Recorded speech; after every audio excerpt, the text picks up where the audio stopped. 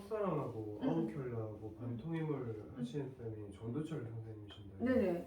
이 선생님이 약간 그 수업 중심적으로 그 필기하거나 학습지 이런 거 주신 걸로 거의 대부분 내신다고 하셔가지고 그게 제일 중요하다고 하셔가지고 오케이. 네 그래가지고 그 학습지 이거 아웃켈라 있는데 그걸 보시는 게 나으실 것 같아요. 오케이.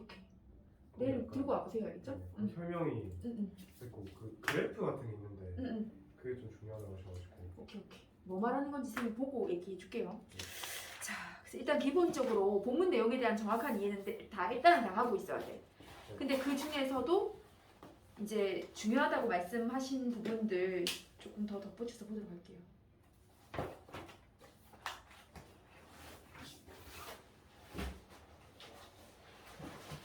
자, 봅시다. 자, 이거 좀 한지가 돼가지고, 자, 기본적으로 그 131쪽에 나오는 것처럼, 자, 이게 1970년대 경기도 성남 지역을 배경으로 하고 있어요. 그래서 한창 그 왜 막 그 도시화 산업화가 진행되면서, 원래 이제 막 변두리 지역이었던 그런 땅들을 새롭게 이제 개발하는 과정에서 뭔가 삶의 터전을 잃고 이렇게 변방으로 밀려나게 된 많은 사람들이 있었거든요. 그 중에 한 사람이 바로 이 작품 속에 등장하는 권 씨라는 인물이야. 그러니까 이 권 씨가 겪고 있는 삶의 고난과 어려움은 권 씨의 개인적인 어떤 무능력함이나 잘못이 사실은 아닌 거예요. 그럼 뭐라고? 사회 전체의 어떤 구조적인 모순, 문제, 부조리 이런 것에 영향이 크겠지. 자, 그래서 굉장히 현실 비판적이고 사회 비판적인 그런 성격을 갖고 있는 작품이었다. 자, 근데 이 작품은 되게 독특한 것이 구두라고 하는 상징적인 소재를 써가지고 인물의 심리적인 상태, 또 그 인물의 어떤 성격 이런 것들을 굉장히 잘 드러내고 있었어요. 그래서 맨 앞에 132쪽에 보면 이제 어떤 대목이었어요. 자, 권 씨의 아내가 아이를 낳은 산부인과에 갔지. 그러고 나서 갑자기 난데없이 학교로 권 씨가 나를 찾아온 거였어. 그래서 왠지 평소와 닮지 않게 뭔가 좀 되게 수줍어 보였고 자꾸 뭐라고 길바닥 위에 뭘 막 쓰면서 막 그리고 있지. 그러니까 뭔가 남에게 뭘 부탁하려는 데서 오는 평소에 하지 않던 그런 행동이에요. 그죠? 그리고 구두를 계속 이 바지 뒷섭에 이렇게 막 문지른다는 것은 뭐 자신의 자존심을 지키려고 하는 행위라고 우리 얘기했었어요. 그죠? 자, 그러면 사정을 얘기하지. 이러저러해서 수술비가 있어야 된다. 10만 원만 좀 빌려달라. 그래서 134쪽에 보면 처음에 뭐라고? 이 문단 3에서 자, 나는 이렇게 큰 돈을 내가 어떻게 구할 수 있을까? 나에게 너무도 큰 돈인데 이 10만 원 가까이는 지금 아직도 빚이 많은 상태에서 돈을 더 빌리기 너무도 부담스러운데 자, 이런 내적 갈등을 겪지. 근데 여기서까지 내가 빌려주는 어려움의 골몰에 있다고. 자, 근데 4문단에서 권 씨가 제가 정말 꼭 갚겠습니다 라고 하는 얘기를 듣고서는 그렇지. 빌려주는 건 뭐 그렇다 쳐. 근데 어떻게 돌려받을 거야? 라고 하는 이 어려움을 생각하면서 그래. 기왕 이거 거절할 바에는 두말 못하게 야멸차게 냉정하게 딱 끊어서 거절하자 라고 생각하고 자기 나름대로 이제 완곡하게 권 씨에게 거절의 의사를 사실은 표현한 거였어. 제가 보증을 서봐할게요. 제가 돈 빌려드리는 건 좀 어렵고 보증을 서드릴게요 하면서 의사도 사람인데 설마 사람을 생으로 죽게 하겠습니까? 라며 사실에게 완곡한 거절의 의사라고 했지. 자, 그러자 권 씨가 이 거절 의사라는 걸 알아들은 거예요. 그래서 뭐라고? 오른발을 들어서 막 바지가랑이에다가 막 문지르면서 발을 받고 막 같은 동작을 반복하지. 그러니까 상처 입은 자존심을 회복하려고 하는 행동이었어요. 바쁘실 텐데 실례 많았습니다. 하더니 다시 오던 길을 따라서 내려가죠. 오 선생 이래봬도 나 대학 나온 사람이요. 갑자기 밑도 끝도 없이 얘기를 하잖아. 뭐라고? 권 씨가 자신의 역시 상처 입은 자존심을 회복하려는 데서 한 말이지. 지금 비록 이렇게 아내 출산비를 빌리러 오는 불쌍한 처지가 됐지만 대학 나온 사람이요. 자기 자존심을 회복하기 위한 그런 말을 했어요. 자, 그래서 이런 대목에서 돈을 빌려주는 것과 관련된 나의 내적 갈등, 그리고 돈을 좀 빌려줘. 이건 좀 어렵겠는데 라는 나 사이의 외적 갈등 이런 게 드러나 있었습니다. 그리고 136쪽 가보죠. 자, 전반적인 내용은 일단 다 알고 계셔야 됩니다. 자, 그것뿐이었다. 내 호주머니에 촌지를 밀어넣던 어느 학부모 같이. 그런 수줍게 나 대학 나온 사람이요. 이 말만 하더니 언덕을 내려가는 거야. 그 작달막한 체구를 막 휘청거리면서 내려가. 땅을 저주하고 하늘을 저주하는 것 같은 동작으로 내 눈에 그는 비쳤다. 그치? 권씨가 놓여있는 상황을 생각하니 내 눈에 그렇게 보인 거죠. 자, 근데 그가 이렇게 그의 모습이 사라지는 찰나 나는 뛰어가서 그를 부르고 싶은 충동을 느꼈다. 자, 거기 표시해주세요. 그러니까 권씨를 바라보는 나의 심리가 계속 바뀌거든요. 그래서 권씨에 대한 나의 심리, 태도, 이거 변화를 파악하는 것도 기본적으로 필요해요. 그래서 맨 처음에는 뭐라고? 그 수술비를 빌려달라는 청을 거절했잖아. 그러니까 돌려받는 어려움에 골몰하면서. 근데 그 거절당하고 내려가는 권씨를 보면서 뭐라고? 표시해줄게요. 연민의 감정을 느끼지. 뛰어가서 그를 부르고 싶은 충동을 느꼈다. 이때부터 그 연민의 감정을 느껴요. 봐봐. 돌팔매질을 하다 말고 뒤집혀진 3년차에 달려들어서 아기아기 참외를 깨물어 먹는 군중을 목격했을 당시의 그 권씨처럼 이건 완전 나체구나 하는 느낌이 팍 들었다. 그러니까 이건 지금 교과서에 수록이 안 돼 있는 대목이에요. 권씨가 그 집 지으려고 분양받은 땅과 관련해서 그 정부 정책에 이렇게 항의하는 시위 같은 거 참여했잖아요. 그러다가 주동자로 몰려가지고 억울하게 감옥살이를 하게 됐었잖아. 그때 그 시위할 때 권씨가 어떤 봤던 장면을 나에게 들려줬었거든. 뭐라고 사람들이 막 시위를 하다 말고 돌팔매 같은 거 던지다 말고 교통사고 같은 게 나가지고 참외가 담긴 수레 있잖아요. 그게 막 뒤집어진 거야. 사람들이 막 시위를 하다 말고 어떡한다고 가서 막 그 참외를 집어다가 막 와구와구 깨물어 먹는 걸 권씨가 봤던 거예요 그때. 그래서 굉장히 충격적인 장면이지 사실. 그래서 약간 이 장면이 어떤 느낌이냐면 정말 생존의 절박한 위기에 내몰린 사람들의 모습이었던 거예요. 그걸 그려내기 위해서 참외를 막 와구와구 먹는 모습으로 이제 표현된 건데 그 이야기를 들었던 게 딱 생각이 난 거야. 나의 머릿속에. 그때 그 권씨의 얘기처럼 권씨 역시도 뭐라고?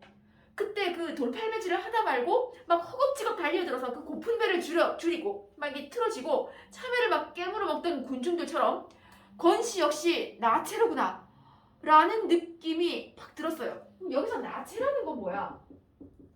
여기서 나체라는 건 뭐라고? 표시해볼까요? 이게 생존에 문제가 걸린 뭐라고? 어떤 절박한 처지라는 것을 의미하는 거예요. 그러니까 이게 수술 받으면 좋고 뭐 아니면 어쩔 수 없고 의 문제가 아니라는 거예요. 사람이 죽고 사는 문제지. 즉 권씨의 처지가 너무나 절박하구나라는 느낌이 비로소 확 든 거야 내 마음에. 좀 전까지는 나 돌려받는 어려움만 생각하면서 완곡하게 거절했잖아. 근데 이게 그럴 때가 아니었어. 이 권씨에 대한 연민과 너무도 절박한 문제구나라는 생각 딱 들어요. 자, 그리고 내가 그에게 얼마간의 빚을 지고 있다는 생각이 딱 들었어. 그치? 전셋돈이라는 건 우리 집에 예컨대 뭐 당시로서 뭐 얼마인지 잘 모르겠지만 뭐 1,000만 원이면 1,000만 원, 2,000만 원이면 2,000만 원 이렇게 전세 보증금을 걸고 세를 들었을 거란 말이에요. 이건 나중에 내가 권씨에게 돌려줘야 되는 돈이거든. 이것도 일종의 빚이라면 빚이었다. 그래, 이 생각이 딱 떠오르죠. 자, 그리고 이 돈을 준비해서 어떡하겠어요? 병원으로 가죠. 원산부인과에서는 만단의 수술 준비를 갖추고 보증금이 도착되기만을 기다리고 있었다. 자, 여기 표시해보자. 그럼 지금 원산부인과가 무슨 의료진이 없는 것도 아니고 약이 없는 것도 아니야. 모든 준비는 다 있어. 뭐라고? 돈만 들어오면 수술하는 거야. 그럼 반대로 얘기하면 돈이 들어오지 않고는 절대 수술 못 해준다는 얘기지.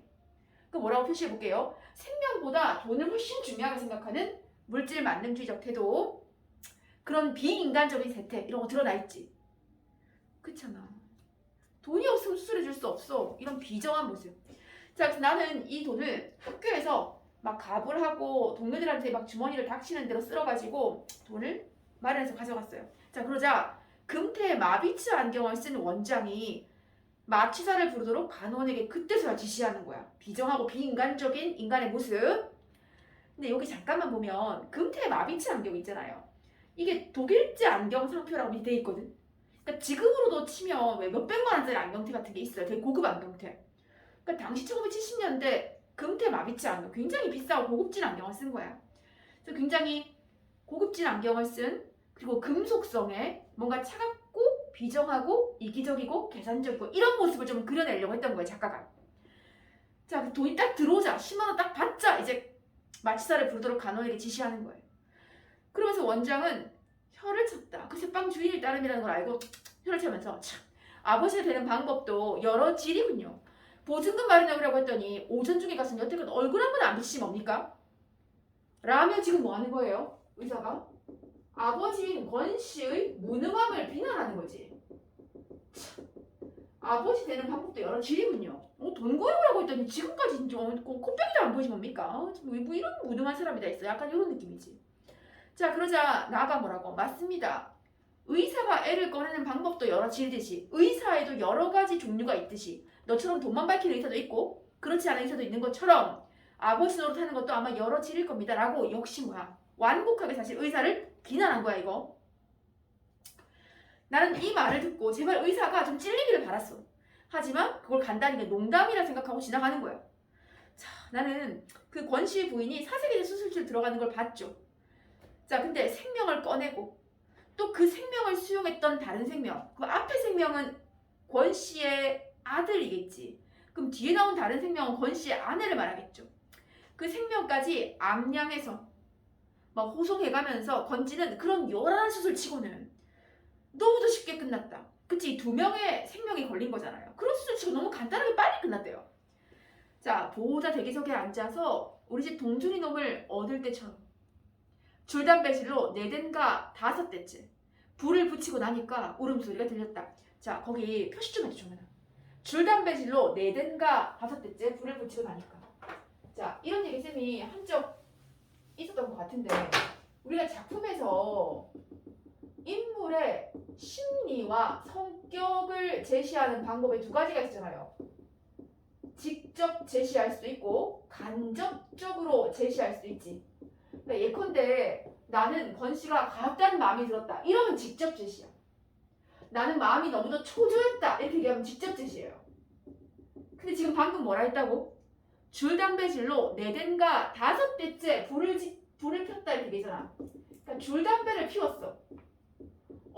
그럼 우리가 이런 행동을 통해서 이 인물이 뭐하구나? 지금 굉장히 초조해하구나 라는 걸 판단할 수 있게 되지. 이런 식의 성격 또는 심리 제시 방식을 간접 제시라고 해. 그래서 서술자가 뭐라고 얘기하면 초조했어. 혹은 뭐 예컨대 권 씨는 선량한 사람이었어. 이렇게 성격이나 심리를 다이렉트로 얘기해 줄 수도 있다는 거예요. 뭔 말인지 알겠죠? 직접 제시는 서술자의 서술을 통해서 심리나 성격이 바로 제시되는 거. 그 다음 가볼게. 원장 부인이 나오면서 처음 울음을 듣는 순간에 내가 점쳤던 결과를 큰 소리로 확인해 줬다. 아들이에요. 자, 원장 부인이 내게 축하를 보내왔기 때문에 나 역시 그 수고를 취할 수밖에 없었어요. 자, 그리고 이제 권기용 씨의 둘째 아들을 봤지. 자, 근데 자기 어머니의 배를 가르고 나온 놈답지 않게 얼굴이 두툼한 것이 막 너무 잘생겼어. 그 제왕절개라는 말이 풍기는 선입감에 어울리기 싫이 목청이 크고 우렁댔다. 그러니까 지금이야 이런 수술이 워낙 흔하지만 그때는 조금 드물었겠지. 그러니까 이런 수술까지 하고 나오는 그런 아이답게 목청도 크고 우렁댔다 뭐 이런 느낌이에요. 자, 근데 난 이 아이의 울음소리를 들으면서 동준이 놈을 낳던 날의 감격 속으로 고스란히 빠져들어갔다. 그러니까 마치 자기 일처럼 지금 나가 기뻐하고 있는 건 알겠지? 그래서 오른쪽 봐주세요. 137쪽에. 권 씨에 대한 나의 태도변화 별표. 나의 태도나 심리가 변화합니다. 자, 근데 이 나라고 하는 인물은 사실 이 작품 속에서 어떤 사람, 물론 이기적인 소시민적인 면모도 갖고 있지만 평범한 그냥 시민이라고 볼 수 있어요. 그 독자인 우리에게도 이런 면들이 똑같이 존재하는 거지. 자신이 손해를 입지 않을까 갈등하다가 연민을 느끼고 수술비를 대신 내주면서 막 도와주지. 그리고 뭐 권 씨를 비난하는 원장은 자기가 막 애들어서 다시 비판해주고, 그리고 자기가 자신 나은 것처럼 너무 진심으로 기뻐해주고. 자, 그래서 밑에 3번째로 줄 긋게요. 나아가 자신의 안위를 우선적으로 생각하는 소시민의 모습을 지닌 동시에 소외된 이웃에 대한 관심과 애정을 가지고 있는 인물이라는 걸 나타낸다. 별표. 이 2가지 면을 다 가지고 있어요. 그러니까 자기의 안위를 걱정하는 되게 뭔가 소심하고 또 어떻게 보면 이기적이고 이런 인물도 맞아. 근데 또 한편으로는 굉장히 연민을 가지고 있는 따뜻한 마음을 갖고 있는 인물도 맞고 둘 다 맞는 겁니다. 자, 오른쪽 갈게. 자, 우리 집에 강도가 된 것은 공교롭게도 그날 밤이었다. 그치? 이미 여기서 독자는 뭐라고? 이 강도가 권 씨일 거라는 걸 짐작할 수 있지. 난생 처음 당해보는 강도였다. 누군가 막 내 어깨를 흔들어. 귀찮다고 뿌리쳐도 잠자코 계속 흔들어. 자, 그러고 눈을 떴을 때 그 복면의 사내를 봤죠. 그리고 내 멱, 급소지 찔리면 바로 죽죠. 그 멱을 겨누고 있는 식칼의 서슬을 봤다. 자, 술 냄새가 풍겼다. 거기 1번 해주세요. 자, 이 강도가 프로페셔널이 아니라는 걸 보여주는 게 몇 가지 나오거든요. 거기 나와있죠. 강도가 초보자임을 짐작할 수 있게 해주고, 첫 번째, 술 냄새가 팍 나. 아니, 누가 자기 일 하러 가는데 술을 마시고 가니. 그쵸? 취해 있다는 것을 나는 빨리 간파해서 다음 페이지 볼게. 일어나. 얼른 일어나라니까. 강도의 목소리는 무척 낮고 조심스러웠다. 근데 난 도저히 일어날 수가 없었어. 자, 멱을 겨눈 식칼이 덜덜 위아래로 춤을 추었다. 2번 해주세요. 식칼이 춤을 추었다. 떨고 있다는 거지. 강도가 술 냄새가 꽉 쩔었고요. 떨고 있어요. 그러니까 사실 이런 것만 봐도 얘가 어떤 프로 강도가 아니라 술을 마시고 굉장히 우발적으로 강도 행각을 벌이러 왔다는 걸 짐작할 수 있지. 자, 만약 강도가 내 목을 찌르게 된다면 그 고의가 아니라 너무 떨어가지고 생기는 우발적 상해일 것이었다. 무척 모자라는 강도였다. 나는 복면이 눈을 보는 순간 상대가 그 방면의 전문가가 못 된다는 것을 금방 알아차렸다는 것이다. 그러니까 지금 나는 우리가 눈만 봐도 알잖아. 마스크 아무리 써도 누군지 대충. 그래서 권 씨라는 거 사실을 눈치를 챈 겁니다. 진탕 마신 술로 한껏 용기를 뜯었지만 보기 좋을 만큼 큰 눈이 착하게 타고난 지 천성을 어쩌지 못한 채 나를 퍽 두려워하고 있었다. 자, 3문단 갈게요. 일어날 테니까 칼을 조금만 뒤로 물려주시오. 내랑 얼른 내놓으라니까. 자, 하라는 대로 하죠. 하지만 당신도 내가 하라는 대로 해야만 일이 수월할 거예요. 자, 지금 여기서부터 보시면 우리가 일반적으로 강도가 지시하고 그 집 주인은 그걸 따라가는 형국이잖아. 근데 여기서는 지금 뭐예요? 일반적인 그 역할이 바뀌었지. 그러니까 주객이 전도가 됐어. 뭐 말인지 알겠죠? 여기서도 쭉 주객이 전도된 모습이에요. 잔뜩 의심을 품고 쏘아부는 강도를 향해 나는 덧붙여 말했다. 봐봐. 지금도 뭐예요? 집주인이 나아가 강도에게 뭘 지시하잖아. 집안의 현금은 변변치 않소. 돼지 저금통하고 서랍 속에 아마 돈이 조금 있을 거요. 그 나머지 건 당신이 챙겨가시오. 이렇게 지시하잖아. 그러니까 일반적인 강도 그리고 집주인의 모습과 뒤바뀌어 있다는 거예요. 자, 강도가 의심을 품고 움직이지 않으려고 하니까 나는 시험사가 조금 더 신경질을 확 부렸어. 마누라가 깨서 한바탕 소동을 벌여야만 시원하겠어? 나 안 처해지기 전에 나를 믿고 빨리 행동하는 게 이로울 거예요. 자, 한 차례 길게 심호흡을 뽑은 다음 강도는 마침내 결심했다는 듯 이부자리를 돌아 화장대 쪽으로 향했다. 그러니까 지금 뭐라고? 나는 강도의 정체가 권씨라는 거 알고 있어요. 근데 만약에 나의 아내나 뭐 다른 친구가 깨면 어때? 진짜 이게 일이 더 복잡해질 수 있잖아요. 그러니까 빨리 이걸 수습해서 권씨를 돌려보내려고 하는 거지. 자, 그 다음 세 번째. 얌전히 구두까지 벗고 양말바람으로 들어온 강도. 3번 해주세요. 아까 강도가 초보자라는 걸 짐작할 수 있게 해주는 게 몇 가지 있잖아. 술 마시고 왔어. 식칼이 막 덜덜 떨어. 그 다음 뭐라고? 구두까지 벗고 양말바람. 아니 누가 강도 짓을 하러 오면서 신발 벗고 들어오냐고. 되게 어설픈 초보자 강도인 거지. 자, 내가 그렇게 염려를 했는데도 강도는 떨리는 다리를 옮기다가 그만 부주의하게 동준이의 발을 밟은 거야. 동준이가 갑자기 칭얼거리니까 그는 즐거우라고 엎드리더니 녀석의 어깨를 막 투닥투닥거렸어. 자, 그러고 막 동준이를 막 다시 달래서 재우죠. 자, 나는 웃음을 참으면서 강도의 이 애교스러운 행각을 시종 주목하고 있다가 살그머니 상체를 움직여 4번 할게요.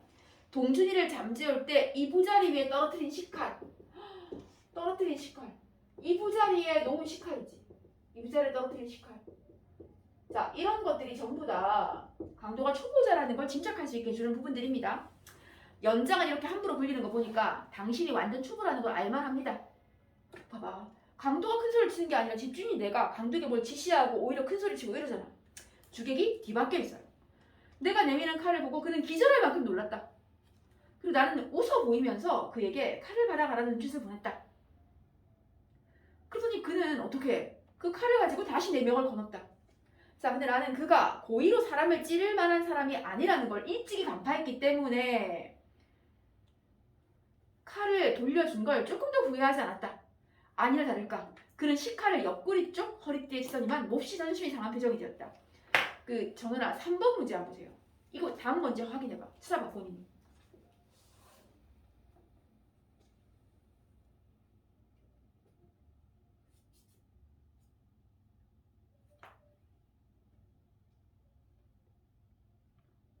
답이 몇 번이에요?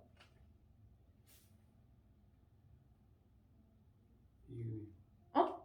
5번이. 그렇지. 이게 뭐예요? 아까 인물의 심리나 성격을 제시하는 방법은 두 가지가 있다. 그 사람의 심리나 성격이 이래라고 다이렉트로 직접 제시할 수도 있고, 뭐라고? 행동이나 말이나 어떤 외양 같은 걸 통해서 간접적으로 짐작하게 할 수 있거든요.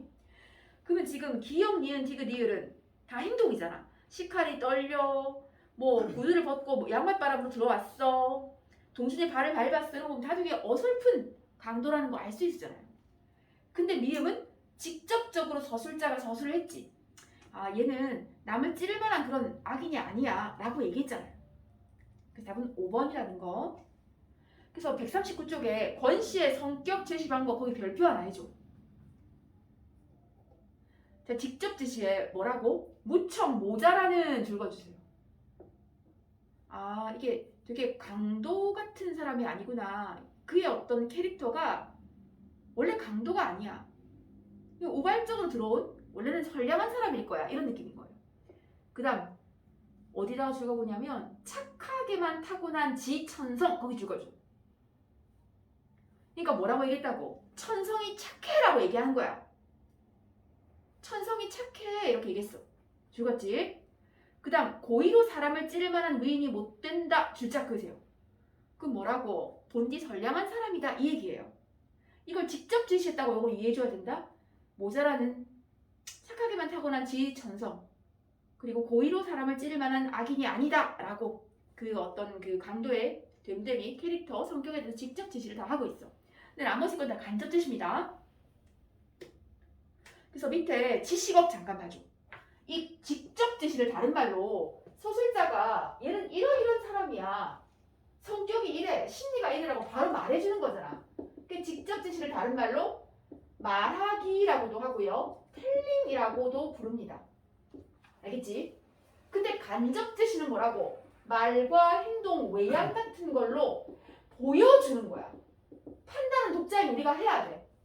말이나 행동 같은 거 보고 들으면서. 그래서 이거 뭐라고? 쇼잉이라고도 합니다. 알겠지? 그리고 거기 보시면 간접 제시를 뭐라고 돼 있어요? 극적 방법이라고 돼 있는 거 보이지? 이때 극적이라는 게 무슨 뜻이게? 극적 방법이라는 게 무슨 말이야? 연극. 그렇지, 맞아. 연극이 주로 사용하는 방법, 말이나 행동 등을 통해서 사건을 전개시키고 인물의 성격이나 심리를 알 수 있게 해주라. 연극이 그거랑 같은 방식이야 이 얘기지. 자, 그 다음 갑시다. 140쪽 도둑맛에 물건 하나 없는 주제에 이죽거리기는. 자존심 상하니까 이제 이렇게 얘기를 한 거지 도둑이. 자, 그래서 경험 많은 친구들은 우리 집엔 돈 훔치러 안 오죠. 뭐 누구 뭐 오고 싶어서 왔나? 피치 못할 사정 때문에. 자, 그 피치 못할 사정이라는 게 되게 그렇습니다. 식구 중에 누군가가 몹시 아프다거나. 근데 그 순간 강도의 눈이 의심의 빛으로 가득 찼어. 혹시 자기 정체를 알고 있는 게 아닐까? 뭐 이런 생각 들었겠지? 분개한 나머지 이가 딱딱 마주칠 정도로 떨면서 그는 대청마루를 향해 나갔다. 그 기억은 어떤 심리였겠어요? 이게 날개에도 나와 있거든. 왜 이렇게 이가 딱딱딱 마주칠 정도로 분개했을까?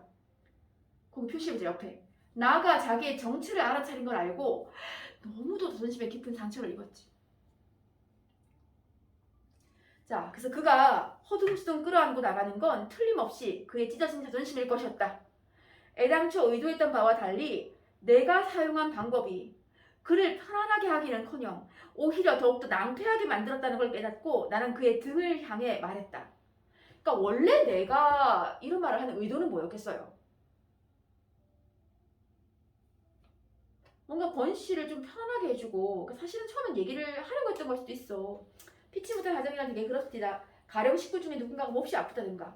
그러니까 나는 지금 권 씨를 알아봤다는 사실을 얘기 안 하지. 그래서 권 씨를 자기 나름으로는 어떻게 모른 척 해주고, 권 씨가 아무 일도 없었다는 듯이 다시 집으로 편안하게 돌아올 수 있기를 바랐던 거거든요. 근데 권 씨는 나가 자기의 정체를 알고 있다는 사실을 눈치를 채버린 거야. 그 너무도 깊은 자존심의 상처를 입은 거지. 정말 표현할 수 없을 만큼. 자, 그래서 나가 얘기하죠. 어렵다고 꼭 외로우란 법은 없어요. 혹 누가 압니까? 당신이 모르는 사이에 어떤 이웃이 당신의 어려움을 도와주었을지. 라며 직접 자기가 그 아내와 아이를 구해줬다라고는 말을 하지 않고 뭔가 넌지시, 뭐 완곡하게, 뭔가 우회적으로 이 얘기를 합니다. 근데 뭐래 권 씨가? 개수작 마. 그따위 이웃은 없다는 걸 난 똑똑히 봤어. 나 이제 아무도 안 믿어. 라며 구두를 신고 나갔죠. 그 구두를 보기 위해 전등을 켜고 싶은 충동이 불현듯 일었지만 꾹 눌러 참습니다. 그리고 그는 마당으로 내려선 다음 부주의하게도 식칼을 들고 왔던 자기 분분을 망각하고 엉겁결에 문간방으로 들어가려고 했다. 그치? 순간적으로 자기가 그 얼굴을 복면으로 가리고 강도로 들어왔다는 사실을 잊고 그냥 습관적으로 자기 집으로 들어가려고 했던 거지. 그래서 그의 실수를 지적하는 일은 훗날을 위해 나로서는 부득이한 조처였다. 나로서는 권 씨를 위한 의도였어요. 대문은 저쪽입니다. 거기 표시해주자. 나로서는 어떤 의도였다고요? 권 씨의 자존심을 지켜주기 위한 거. 그러니까 끝까지 권 씨의 정체를 나는 모르는 걸로 하고 싶었던 거야. 그렇게 해야 권 씨가 부담 없이 다시 돌아올 수 있을 거라고 믿었기 때문에. 자, 근데 이 모든 나의 행동이 권 씨의 자존심에 상처를 입힌 거죠. 내가 누군지 다 알고 있으면서 끝까지 나를 이렇게 조롱하고 멸시하고 속으로 비웃고 있겠지. 뭐 이런 느낌을 받았을 거라고 권 씨는. 그래서 또 똑같은 얘기를 하지. 이래봬도 나 대학까지 나온 사람이요. 자기의 상처 입은 자존심을 역시 마지막 뭔가 지키고 싶은 마음에서 한 얘기였겠지. 그러고 사라져버렸어. 나는 대문을 잠그지 않았다. 권 씨가 빨리 돌아오길 바라는 마음이었겠지. 자, 아내가 무슨 일이 있었어요? 하니까 오른쪽 페이지. 나는 자세한 사정 얘기는 안 하고요. 단지 뭐는 얘기예요. 수술 보증금을 대납해줬다는 사실은 얘기를 했어. 그러자 아내는 벽 쪽으로 슬그머니 돌아누웠다. 그래, 사실 이런 것도 뭐예요? 행동을 통해서 인물의 심리를 제시하는 간접 제시야. 별로 마음에 안 들었던 거지, 아내가. 맞지?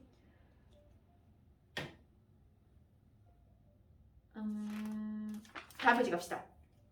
142쪽. 자, 이제 결말 부분이에요. 자, 근데 이튿날 아침까지 권 씨는 귀가에 있지 않았다. 그러니까 지금 교과서에 수록되어 있는 부분들을 보면 지금 순행적입니까? 역순행적입니까? 그렇지. 지금 교재에 수록되어 있는 부분 기준으로 하면 다 순행적 구성입니다.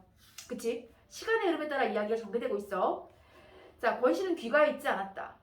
출근하는 길에 병원에 들러갔지만 병원에도 재차 발걸음한 흔적이 없어요.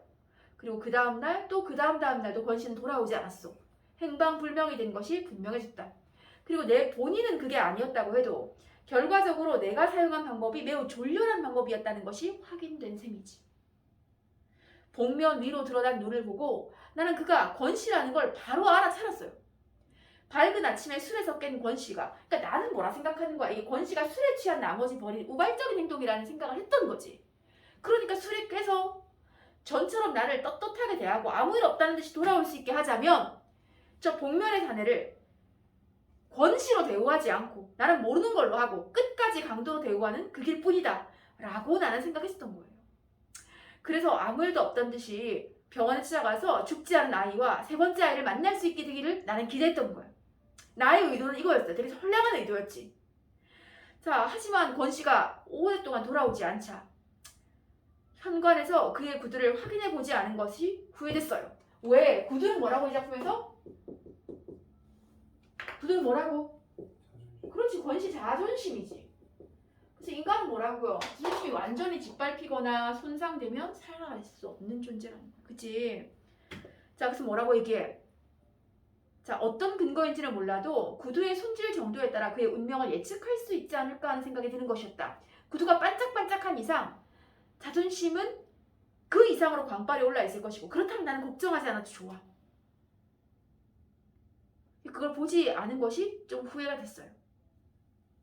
자, 아내가 병원을 다니러 가는 편에 다음 문단 아이들을 일부러 죄다 딸려 보내줘. 그래야 집이 빌 거잖아. 그래야 문간방을 둘러볼 수가 있게 되겠죠. 그래서 문간방을 뒤져봅니다. 방을 내준 후로 밝은 낮에 내부를 둘러보긴 처음인 셈이었다. 이사 올 때 본 그대로 세간살이라고는 깔고 덮는 데 쓰이는 것, 그냥 이부자리 하고 그냥 취사도구 조금 이게 다예요. 별다른 이상은 눈에 띄지 않았어. 구태여 꼭 단서가 될 만한 흔적을 찾자면 그건 구두밖에 없다. 가장 감나가는 세간의 자격으로 장롱 따위가 자리 잡고 있을 꼭 그런 자리에 9켤레나 되는 구두가 마치 서열받는 병정들 모양으로 굉장히 가지런하게 놓여 있어. 이거 다 뭐하다고? 그러니까 가지런하게 일부러 줄을 맞춰놓은 거예요, 권씨가. 그러니까 권씨가 이 구두를 얼마나 소중하게 보는지 알 수 있지. 정갈하게 딱 낀 게 6켤레, 먼지를 쓴 게 3켤레였어요. 그럼 짐작하건대 뭐야? 그 10켤레 중에서 매주 7켤레를 뽑는 거죠. 그래서 한꺼번에 쫙 닦아놔. 그래서 월화수목금토일 갈아 씻는 거지. 그래서 잘 닦인 7켤레 중에서 비어있는 하나를 생각하는 중. 자, 동그라미 해주세요. 비어있는 하나. 자, 옆에도 나와있지만 이 비어있는 하나가 한 켤레의 구두잖아. 이게 뭘 의미하는지를 묻는다면 뭐라고 얘기해야 돼요? 이게 돌아오지 않는 권씨지. 비어있는 하나가. 권씨가 돌아오면 이 한 켤레가 채워져야 하잖아요. 근데 안 돌아오고 있지. 그 사파에 나와있는 것처럼. 자, 그 한 켤레의 구두가 그렇게 쉽게 돌아오지 않을 거라는 걸 알딸딸하게 깨달았다. 자, 권씨의 행방불명을 알리지 않으면 안 될 때였다. 내 쪽에서 먼저 전화를 건 것은 그게 처음이자 마지막이었다. 내게 이웃을 사랑하게 될 거라고 누차 장담한 바 있는 이순경을 전화로 불렀다. 이거 무슨 내용이라고요? 그러니까 권씨가 전과자거든. 지금은 그런 게 없지만 당시에는 이런 전과자들을 막 관리하는 시스템들이 잘 돼 있었어. 좀 잘 돼 있다기보다는 좀 되어 있었어요. 그래서 이순경이 우리 집에 새들기로 한 권씨가 전과자라는 사실을 나에게 미리 알리면서 근데 뭐라고? 이 이웃을 사랑하게 될 거라고 얘기했었거든요. 그 이순경에게 나가 전화를 거는 거야. 알겠지? 자, 근데 이게 일반적인 결말이랑 좀 다르지 않니? 뭔가 미완 같은 느낌 주잖아요. 자, 그래서 143쪽에 봐줘. 일종의 열린 결말 구조라고 볼 수 있어요. 거기 표시해 줄게. 자, 권씨의 행방과 관련한 이야기를 의도적으로 끝을 안 냈어요. 뭐 그 뒤로 오지 않았다든지, 뭐 그가 돌아온 것은 1년이 지나서였다든지, 뭐 이런 얘기 안 하잖아. 그래서 줄 거볼게. 궁금증을 유발하고 여운을 남기는 거야. 독자로 하여금 생각해보게 하는 거죠. 권씨가 어떻게 됐을까? 상상해보게 하는 겁니다. 그 다음 작가의 주제의식 한번 봅시다. 선생님이 아까도 처음에도 계속 얘기했듯이 권씨는 원래 굉장히 평범하고 선량한 소시민이에요. 근데 자기의 억울하게 권리를 빼앗기게 되고 그 정부 정책에 항의하다가 전과자가 되는 굉장히 불행한 일을 겪는단 말이야. 그럼 이건 이 권씨의 불행은 그 개인의 잘못이 아니라는 거예요. 그 시대의 어떤 불이함, 부조리함 이걸 비판하는 현실 비판적 성격을 가지고 있다 했어. 그 다음 메뉴에 그 구두의 상징적 의미에서 한 켤레의 구두, 9켤레의 구두 뭐 굳이 막 선명하게 구분할 필요까지는 없는데 한 켤레의 구두, 권씨의 상처 입은 마지막 수련심인 동시에 행방불명되어 돌아오지 않고 있는 권씨가 이 한 켤레의 구두겠지. 한 켤레의 구두가 지금 안 오고 있잖아요. 그치? 그리고 9켤레의 구두는 남겨진 9켤레의 구두라고 이해하면 좋겠어. 이 9켤레의 구두가 계속 덩그러니 남겨져 있는 상태일 거잖아. 그러니까 이게 뭐라고요? 권씨의 부재를 상징하고 비인간적인 산업화 속에서 권씨의 비참한 처지를 상징한다. 강도로 전락해서 이제 그 굉장히 수치와 부끄러움을 견디지 못하고 절망한 나머지 자기 가족들 집으로 돌아오지 못하고 있는 권씨의 처지를 이 남겨진 9켤레 구두가 보여주지 않습니까? 그치? 자, 그 다음으로 가보자. 다른 거 우리 다 했던 거고요. 146쪽에 3번 봐줘. 자, 이게 시점을 바꾼 거예요. 연작 소설집 9켤레 구두로 남은 사내에 실린 직선과 곡선의 일부다. 자, 본문이랑 이 다음 소설 요거의 시점을 비교한 후에 서술자가 달라지는 게 작품에 어떤 영향을 주는지를 말해보자 했어요. 자, 오 선생 말로는 훗날의 일을 생각해서 강도를 끝까지 강도로 대우해서 보낼 작정으로 취한 부득이한 조처였다고 하지만 내 눈에 비친 그의 거동은 강도가 다름 아닌 자기네 문간방 사내라는 걸 일찌감치 간파하고 사람을 조롱하고 경멸하는 투가 분명했다. 내 눈에는. 오 선생의 눈초리를 등 뒤에 느끼면서 대문을 나서는 그 순간 나는 정말 살고 싶은 마음이 아니었다. 30대 중반의 나이까지 나를 굳게 지탱해주던 긍정의 기운이 허물어져 내리는 순간이었다. 이거 보면 소설자가 누구예요 지금? 그렇지.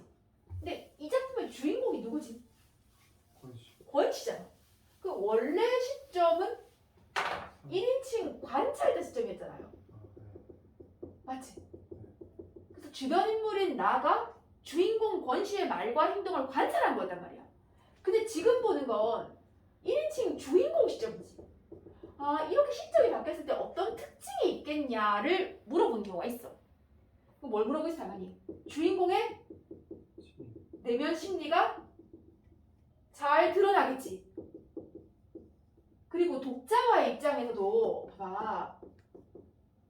이 나가 주인공 본인이잖아요. 그럼 자기가 자기 얘기를 독자에게 들려주는 형국이지. 그러면 이 둘 사이의 심리적 거리가 더 가깝다. 알겠지? 거리가 더 가까워요. 알겠지? 나가 주인공인 나가 독자에게 자기의 이야기를 모두 들려주니까 이 주인공과 독자가 굉장히 가깝게 느껴져요. 있잖아 정연아, 내가 이런 일이 있었다? 라고 자기 얘기를 해주는 것 같은 느낌이 든단 말이야. 그래서 밑에 예시자만 잠깐 볼게요. 봐봐. 교과서는 주변 인물인 오 선생의 저술자예요. 그 주인공인 권씨를 관찰하는 입장에서 이야기를 전달하기 때문에 권씨 심리가 정확하게 전달이 안 돼. 하지만 지금 이 부분은 뭐라고? 권씨가 저술자로 등장해서 자기의 심리와 주도를 독자에게 정확하게 전달해주고 있다. 그래서 주인공의 내면 심리가 더 선명하게 드러날 수 있다. 알겠죠? 그 다음 148쪽에 빠진 것만 조금 보실게요. 맨 위에 줄 그어줄까? 세태소설. 이게 당시 1970년대 우리 사회의 모습을 보여주는 역할을 하는 작품이라는 거야. 왜 이럴 수 있잖아. 왜 어떤 예를 들면 뭐 이런 거 있죠. 약간 판타지류의 소설 같은 거는 예컨대 세태를 보여주기에는 좀 부적합할 것 같아요. 되게 초현실적이고 비현실적으로 상상이 되잖아. 근데 이건 뭐라고? 1970년대 도시개발의 과정에서 실제로 이렇게 뭐 억울한 일 당하고 소외되고 이런 많은 소시민들이 존재했잖아요. 이걸 보여주는 거야. 그 세태를. 알겠지? 그 성격 보세요. 사실적이지. 소설이 사실적이라는 건 무슨 의미라고? 현실을 충실하게 담아냈다는 뜻이야. 그리고 비판적이고 사회 고발적인 거 맞죠? 자, 그 다음 특징 보세요. 상징적 소재 했잖아 우리. 이거 구두.